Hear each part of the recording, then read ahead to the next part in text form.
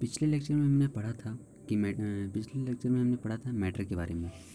ठीक है, तो हमने पढ़ा था मैटर क्या होता है, किसको हम मैटर कहेंगे, और मैटर को लेकर जो भी फिलोसफर्स, जो भी एंशिएंट फिलोसफर्स थे, उनके द्वारा जो भी आइडियाज़ दिए गए थे उनके हम बारे में हमने पढ़ लिया है। ठीक है, अब थोड़ा हम आगे पढ़ेंगे। ठीक है, आगे क्या है, आगे आता है कैरेक्टरिस्टिक्स ऑफ मैटर। ठीक है, अब इसमें दिया हुआ क्या टॉपिक क्या है मेरा, कि मैटर के पार्टिकल्स के कैरेक्टरिस्टिक्स को हमको पढ़ना है। ठीक है, characteristics of particles of matter. ठीक है, तो पहले हम जानेंगे कि मैटर का जो पार्टिकल्स होता है। ठीक है, हम जानते हैं कि मैटर जो है छोटे छोटे पार्टिकल्स से बना हुआ है। ठीक है, तो हमें पढ़ना है मैटर के पार्टिकल्स के क्या कैरेक्टरिस्टिक्स होते हैं। ठीक है, उसके क्या क्या गुण होते हैं। ठीक है, तो पहले हम देखते हैं कि मैटर के जो भी पार्टिकल्स होते हैं उसमें क्या होता है, मैटर के पार्टिकल्स के बीच क्या होते हैं, कुछ स्पेसेस होते हैं। ठीक है, किसी भी मैटर के बीच, किसी भी मैटर में बहुत सारे पार्टिकल से बना होता है। ठीक है, तो उस पार्टिकल्स के बीच में क्या होता है, कुछ स्पेसेस होता है। किसी में कम होता है स्पेसेस, किसी में ज़्यादा होता है स्पेसेस, किसी में बहुत कम स्पेसेस होता है। ठीक है, तो मैटर के पार्टिकल्स के बीच में क्या होता है, कुछ स्पेसेस होता है। ठीक है, तो जैसे हम देखते हैं कि जैसे हम पहले पिछले लेक्चर में हमने देखा था कि वाटर में जब शुगर को हम मिक्स करते हैं, ठीक है, उसको सॉल्यूशन बनाते हैं, तो क्या देखते हैं कि शुगर जब घुल जाता है तो क्या देखते हैं कि शुगर का जो पार्टिकल्स होता है, ठीक है, शुगर का ग्रेन्यूल्स जो होता है वो क्या होता है, कुछ देर में क्या होता है, डिसअपियर हो जाता है। जब घुल जाने के बाद क्या होता है, डिसअपियर हो जाता है। ठीक है, तो इससे हमें क्या पता चलता है कि मैटर का जो है छोटा छोटा पार्टिकल होता है, वो तो हम जान लिए थे। ठीक है, तो इससे हम ये समझ सकते हैं कि जो मैटर का जो मतलब कि शुगर का उस एक्सपेरिमेंट में जो शुगर का पार्टिकल्स था, ठीक है, शुगर का जो पार्टिकल्स है वो आखिर डिसअपियर हो गया तो गया कहाँ। ठीक है, तो इससे हमें पता चलता है कि जो वाटर का जो पार्टिकल्स है, ठीक है, उसके बीच में क्या है, कुछ स्पेसेस हैं। ठीक है, अगर स्पेसेस है तभी तो शुगर का जो भी पार्टिकल्स था घुल कर कहाँ चला गया, वाटर के पार्टिकल्स के बीच में चला गया। ठीक है, जो कि क्या बना दिया, सॉल्यूशन बना दिया गया, सॉल्यूशन बना दिया। ठीक है, तो इससे हमें क्या पता चलता है कि मैटर के पार्टिकल्स के बीच क्या होता है, कुछ स्पेसेस होते हैं। ठीक है, जो कि उसके स्टेट बताते हैं। ठीक है, कैसा स्टेट्स का है। ठीक है, तो हमने पढ़ लिया कि मैटर के पहला प्रॉपर्टी क्या पढ़ लिया, कि मैटर के पार्टिकल्स के बीच क्या होता है, स्पेसेस होता है, कुछ स्पेसेस होते हैं उसके बीच। ठीक है, तो यहाँ पर कुछ एक्टिविटीज़ दिया हुआ है। ठीक है, अगला कैरेक्टरिस्टिक्स क्या है कि मैटर के पार्टिकल्स जो होते हैं वो क्या होते हैं, कंटिन्यूअसली मूव करते हैं। ठीक है, यहाँ पर दूसरा कैरेक्टरिस्टिक्स बताया गया है कि मैटर के जो भी पार्टिकल्स होते हैं वो क्या करते हैं, कंटिन्यूअसली मूविंग करते हैं। ठीक है, तो पहले हमने पढ़ा था कि मैटर का जो भी छोटा छोटा पार्टिकल्स होता है, ठीक है, वो जो है एक दूसरे से क्या होता है, इंटर पार्टिकल स्पेसिस से सेपरेटेड होता है, अलग अलग होता है, अलग अलग हुआ होता है। ठीक है, तो अब प्रश्न यह उठता है कि ये जो पार्टिकल्स होता है ये स्टेशनरी रहते हैं या मोशन में रहते हैं। ठीक है, कि वो जो पार्टिकल्स होते हैं, मैटर के जो भी पार्टिकल्स होते हैं वो स्थिर अवस्था में रहते हैं या मोशन अवस्था में रहते हैं। ठीक है, वो मूव करते रहते हैं या स्थिर रहते हैं। ठीक है, तो अब हम यहाँ पर एक एक्सपेरिमेंट लेंगे। ठीक है, एक एक्सपेरिमेंट हम एक्टिविटी हम बता देना चाहते हैं, उससे आप लोग समझ आएगा। ठीक है, कि जब हम एक अगरबत्ती जलाते हैं कोई भी एक कमरे के कॉर्नर में, ठीक है, अगरबत्ती जब हम जलाते हैं तो थोड़ा देर के बाद क्या देखते हैं कि उस अगरबत्ती का जो स्मेल होता है, ठीक है, पूरे रूम में क्या होता है, फैल जाता है। ठीक है, तो इससे पूरे रूम में क्या हो जाता है, गंध हो जाता है, सुगंध उसका आने लगता है। तो इससे हम क्या पता कर सकते हैं कि तो इससे हमें क्या पता चलता है, इस एक्सपेरिमेंट से हमें क्या पता चलता है देखो, हम बताते हैं कि ऐसा क्यों होता है, ठीक है।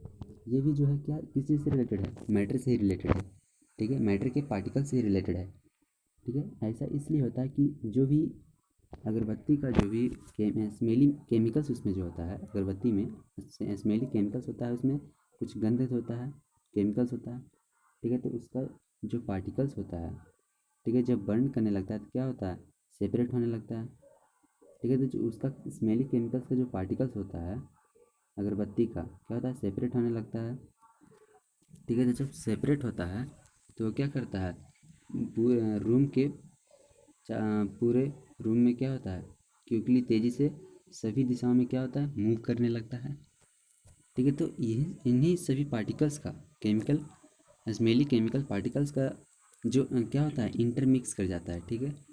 कमरे के में जो एयर होता है उससे क्या कर जाता है, उससे इंटरमिक्स हो जाता है, मिल जाता है उससे, ठीक है। ये सब केमिकल स्मेली केमिकल्स जो है उससे इंटरमिक्स हो जाता है और पूरे रूम में क्या हो जाता है, स्प्रेड कर जाता है, फैल जाता है, ठीक है। तो इससे हम क्या समझें कि पार्टिकल्स का जो इंटरमिक्सिंग होता है, ठीक है, पार्टिकल्स का जो इंटरमिक्सिंग होता है मतलब कि particles different types of matter के, ठीक है, भिन्न प्रकार के मैटर के पार्टिकल्स का जो मिलना होता है, आपस में जो मिलना होता है, ठीक है, उसको हम क्या कहते हैं, उसको कहते हैं डिफ्यूज़न, ठीक है।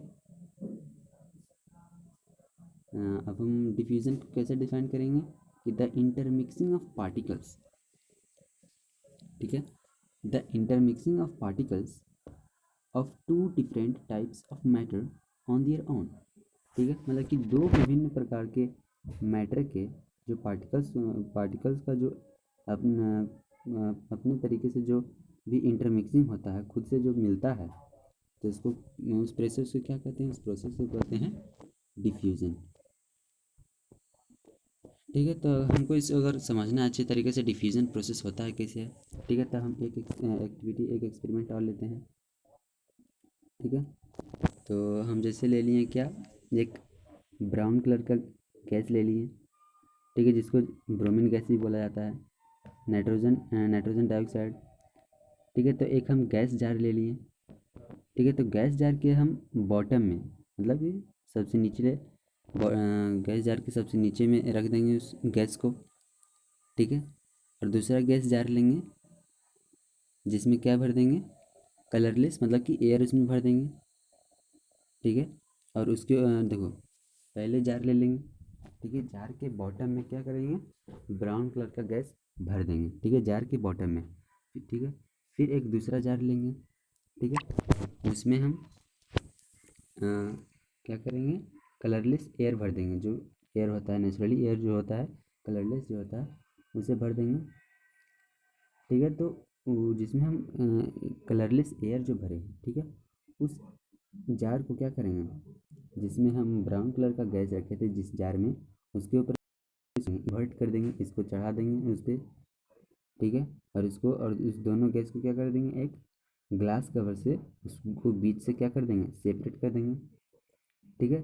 तो जब सेपरेट कर देंगे उसको, जब इन्वर्ट कर देंगे उस पर, ठीक है, और थोड़ी देर के बाद हम ग्लास कवर को जब हटा देंगे, ठीक है, तो क्या देखेंगे कि ब्राउन कलर का जो नाइट्रोजन डाइऑक्साइड होता है, ठीक है, जो कि बॉटम जार में रखा हुआ था, हम बताए थे कि बॉटम जार नीचे वाला जार में बॉटम में रखा हुआ था, ठीक है। तो जब हम ग्लास कवर को रिमूव कर देते हैं, ठीक है, तो क्या देखते हैं, जो ब्राउन कलर का नाइट्रोजन डाइऑक्साइड होता है वो क्या करता है, अब ऊपरी वाला जार से क्या होता है, डिफ्यूज़ हो जाता है, ठीक है। जैसे हमने पढ़ा था पहले, डिफ्यूज़न क्या होता है कि दो विभिन्न प्रकार के मैटर के पार्टिकल्स का जो इंटरमिक्सिंग होता है इसको क्या कहते हैं, डिफ्यूज़न, ठीक है। तो वही यहाँ पर बता रहा है कि हम क्या देखें कि ब्राउन कलर का जो नाइट्रोजन डाइऑक्साइड है वो ऊपरी वाला जार के एयर से क्या हो गया, डिफ्यूज़ कर गया, ठीक है। ऊपरी लोअर जार से क्या कर दिया गया, देखो, नाइट्रोजन डाइऑक्साइड जो है ऊपरी वाला जार से, ऊपरी वाला जार के एयर से, कलरलेस एयर से क्या किया, डिफ्यूज़ किया, और ऊपर वाला जार का जो कलरलेस एयर था वो जो है नीचे वाला जार का जो ब्राउन गैस था उससे क्या किया, वो भी डिफ्यूज़ कर गया, ठीक है। तो कुछ देर के बाद हम देखेंगे कि एयर और जो नाइट्रोजन डाइऑक्साइड जो था, वो क्या हम देखेंगे कि दोनों जो है पूरी तरह से क्या हो जाता है, मिक्स हो जाता है, ठीक है। देखेंगे कि दोनों का जो अपीयरेंस दिखेगा ऊपर नीचे दोनों जार में, दोनों जार का जो अपीयरेंस दिखेगा वो सेम अपीयरेंस दिखेगा, जिसका कलर क्या होगा, सेम होगा। भले ही उसका जो कलर होगा पहले जो ब्रोमीन गैस का था कलर उससे थोड़ा लाइट होगा, ठीक है। तो ये क्या हो जाएगा, यूनिफॉर्म, दोनों जार में जो क्या होगा, यूनिफॉर्म कलर आ जाएगा, ठीक है। पूरी तरह से क्या होगा, फुल्ली मिक्स हो जाएगा, पूरे जार में क्या होगा, दोनों एयर जो है फुल्ली मिक्स्ड हो जाएगा, ठीक है। तो क्या निकालेगा, यूनिफॉर्म कलर देगा, ठीक है। तो इस एक्सपेरिमेंट से हमें क्या पता चलता है कि मैटर का जो पार्टिकल्स होता है, ठीक है, मैटर का जो पार्टिकल्स होता है वो कंटिन्यूअसली मोशन में होता है, ठीक है। वो क्या करता है, एक दूसरे से प्रत्येक पार्टिकल जो है वो कंटिन्यूअसली मूव करता है, ठीक है।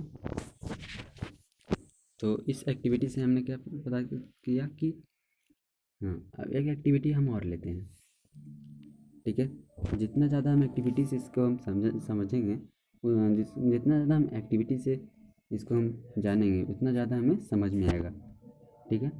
तो एक और एक्टिविटी हम लेते हैं कि कुछ कॉपर सल्फेट लेते हैं, आप लोग जानते ही होंगे कॉपर सल्फेट की ज़रूरत है, ठीक है। तो कॉपर सल्फेट को हम एक सिलेंडर में लेंगे जिसमें पानी भरा हुआ होगा, ठीक है। पानी भरे हुए एक सिलेंडर में हम कुछ कॉपर सल्फेट का क्या डालेंगे, क्रिस्टल्स डालेंगे कॉपर सल्फेट का, ठीक है। जिसको ऑर्डिनरी टेम्परेचर पे, जो भी रूम टेम्परेचर होता है उसको उस टेम्परेचर पे रखेंगे इसको, ठीक है। और एक दूसरा सिलेंडर लेंगे जिसमें क्या रखेंगे, गर्म पानी रखेंगे, ठीक है। उसमें भी क्या करेंगे, एक क्रिस्टल डालेंगे कॉपर सल्फेट का, ठीक है। फिर थोड़ा देर के बाद फिर क्या करेंगे, दोनों को ऑब्जर्व करेंगे, ठीक है। तो ऑब्जर्व करने के बाद हमें क्या दिखेगा कि पहले जार में जो था, जिसमें क्या था, जिसमें जो पहले सिलेंडर में जो पानी था वो कितना टेम्परेचर पे था, ऑर्डिनरी टेम्परेचर पे था। तो हम बाद में देखेंगे कि नॉर्मल टेम्परेचर पर जो वाटर था, ठीक है, उसमें जो कॉपर सल्फेट डाला गया था, ठीक है, तो क्या हुआ कि अच्छी तरह से मिक्स नहीं हो पाया था, ठीक है। उसका कलर जो है थोड़ा फीका लगेगा, ठीक है। उसका वो जो है यूनिफॉर्म तरीके से क्या हो गया, डिफ्यूज़ नहीं हो पाया था, ठीक है। और दूसरे सिलेंडर में देखेंगे जिसमें क्या था, हॉट वाटर रखा हुआ था, गर्म पानी रखा हुआ था, ठीक है। उसमें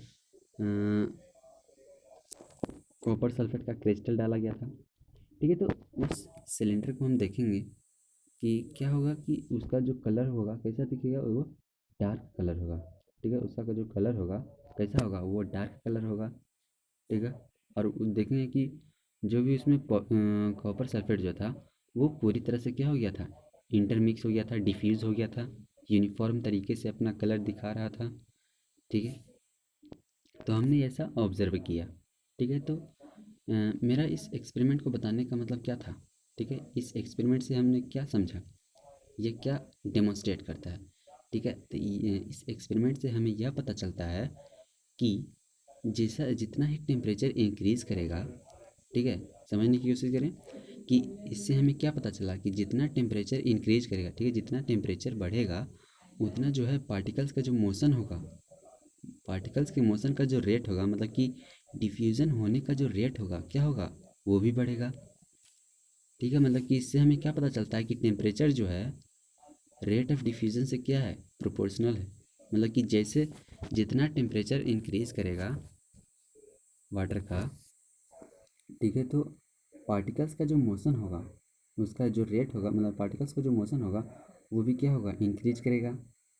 हाई रेट से क्या होगा, पार्टिकल्स का मोशन मूव करेगा, ठीक है। ऐसा इसलिए होता है ऐसा हीटिंग करने पर होता है, ठीक है। ऐसा होता है हीटिंग करने पर क्या होता है कि वाटर और कॉपर सल्फेट का जो पार्टिकल्स हुआ, ठीक है। अब हम देखें कि हीट किए तो क्या हुआ उसमें, जिसके कारण जो है कि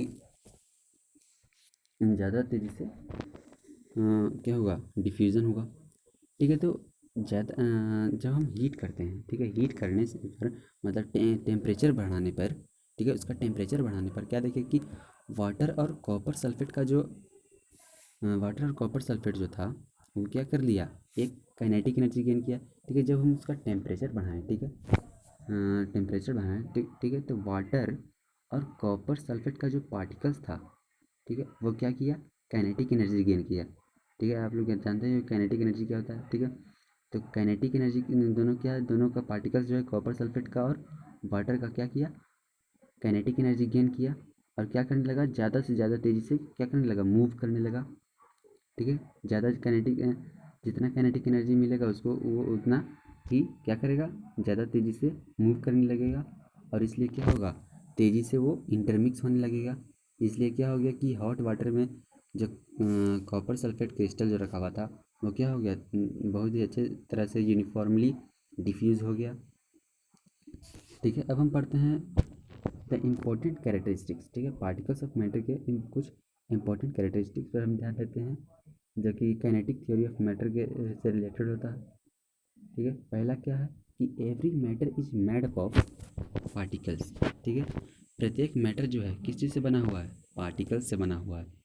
ठीक है, जैसे कि हमने पढ़ा था कि पहले कि किस तरह से मैटर जो है पार्टिकल से बना हुआ होता है, वो जो हमने एक्सपेरिमेंट के द्वारा समझ भी लिया था। ठीक है, तो मैटर जो है वो पार्टिकल से बना हुआ है। दूसरा क्या है, the particles constituting a matter are very small. ठीक है, एक मैटर में जो भी पार्टिकल्स इसमें कॉन्स्टिट्यूट होते हैं, मिले होते हैं, वो क्या होते हैं, बहुत ही छोटे होते हैं। ठीक है, किसी भी मैटर के जो भी पार्टिकल्स होते हैं वो क्या होते हैं, बहुत बहुत वेरी वेरी स्मॉल होते हैं। ठीक है, तीसरा कैरेक्टरिस्टिक्स क्या है, the particles are separated from each other by inter particle spaces. ठीक है, तो जो भी पार्टिकल्स होते हैं मैटर के वो क्या होते हैं, एक दूसरे से कुछ स्पेसिस से क्या होते हैं, सेपरेट होते हैं। ठीक है, मैटर में जो भी पार्टिकल्स होता है वो एक दूसरे से इंटर पार्टिकल स्पेसेस से क्या होते हैं, सेपरेट होते हैं। ठीक है, उसमें क्या होता है, पार्टिकल्स के बीच कुछ स्पेसेस होते हैं। चौथा क्या आता है, the particles are not stationary but in a state of constant motion. ठीक है, मैटर का जो भी हमने पढ़ा था कि मैटर का जो पार्टिकल्स होता है वो स्टेशनरी पोजीशन में नहीं होता है, स्टेशनरी स्टेट में नहीं होता है, जबकि वह कैसा स्टेट में होता है, कांस्टेंट मोशन के स्टेट में होता है। ठीक है, और वहाँ पर क्या होता है, और मैटर के पार्टिकल्स के बीच क्या होता है, कुछ फोर्सेस ऑफ अट्रैक्शन होते हैं। ठीक है, और एक और बच गया था, क्या था कि मैटर के बीच क्या होता है, कुछ फोर्सेस होते हैं। ठीक है, मैटर के पार्टिकल्स के बीच एक कैरेक्टरिस्टिक्स और बच गया था, क्या था कि the particles of matter attract each other. ठीक है, तो मैटर के जो भी पार्टिकल्स होते हैं उनके बीच क्या होते हैं, कुछ अट्रैक्शन होते हैं। ठीक है, पार्टिकल्स के बीच कुछ अट्रैक्शन होते हैं और वही अट्रैक्शन जो होते हैं पार्टिकल्स के बीच, जो भी वही अट्रैक्शन होते हैं वो क्या करते हैं, पार्टिकल्स को एक एक दूसरे एक साथ लाते हैं। ठीक है, या एक दूसरे से टुगेदर क्या करते हैं, एक साथ लाते हैं। ठीक है, वही फोर्स ऑफ अट्रैक्शन, उसी फोर्स ऑफ अट्रैक्शन को क्या करते हैं, क्या कहते हैं, कोहेजिव फोर्स। ठीक है, या कोहेजन फोर्स। ठीक है, तो यही फोर्स ऑफ अट्रैक्शन क्या कहलाता है, कोहेजन फोर्स, जो कि मैटर के पार्टिकल्स को क्या करता है, एक दूसरे से टुगेदर साथ रखता है।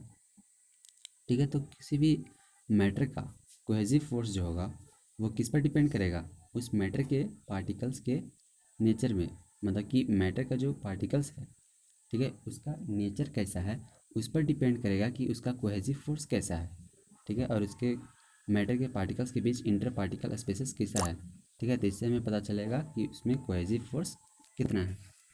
ठीक है, तो अगला लेक्चर में हमने हम पढ़ेंगे कि मैटर का क्या क्या स्टेट होता है। अगर अच्छा लगे तो लाइक करें, सब्सक्राइब करें। ठीक है।